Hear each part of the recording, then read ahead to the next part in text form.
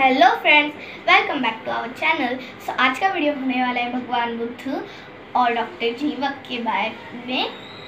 अगर आपको ये वीडियो अच्छा लगता है तो प्लीज़ एक लाइक ज़रूर कर देना, चैनल पर नहीं सब्सक्राइब करना, बेल आइकन पे क्लिक कर देना। चलो देखते हैं वीडियो।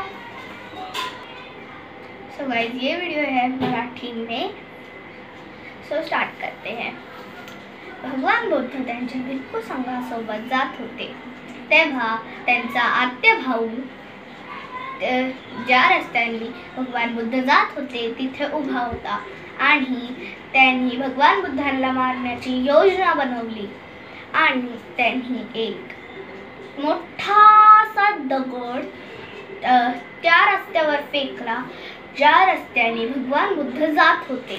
आणि जेव्हा ते आले तेव्हा तो दगड त्यांच्या जवळ आला आणि तो दगड एवढ्या जवळ आला होता की भगवान बुद्धांना त्यांना वाचवण्याची एक पण संधी नाही भेटली आणि तो दगड त्यांच्या पायाला चिरून पुढे गेला। आणि जेव्हा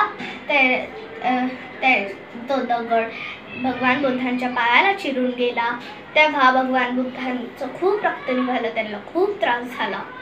आणि जेव्हा ही गोष्ट डॉक्टर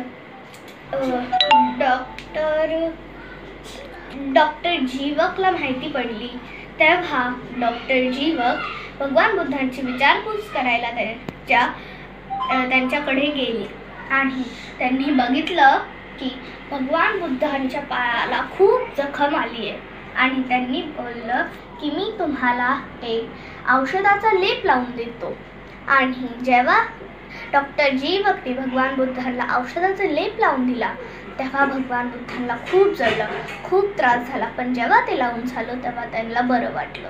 थोड्याच दिवसांनंतर डॉक्टर जीवक त्यांच्याकडे परत आले आणि त्यांनी बघितलं की ते आता चालू शकतात आणि त्यांचा पाय ठीक झाला आहे। आणि त्यांनी बोललं की आता तुमची पट्टी काढायचा वेळ आलाय। तर जेव्हा त्यांनी त्यांची पट्टी काढली तेव्हा सगळे लोक ते बघून आश्चर्यचकित झाले, कारण की एवढ्या कमी दिवसात त्यांचा पाय ठीक झाला। आणि भगवान बुद्धांनी डॉक्टर जीवकला आशीर्वाद दिले आणि बोलले की तुला खूप ज्ञान भेटते। तर मॉरल ऑफ द स्टोरी, आपल्याला कधीही पण भगवान बुद्धांच्या आत्य भाऊ देवदत्त सारखं नाही बनायला पाहिजे। आपल्याला डॉक्टर जीवक सारखं बनवून सगळ्यांची सेवा केली पाहिजे आणि त्यांच्याकडून आशीर्वाद घेतले पाहिजे।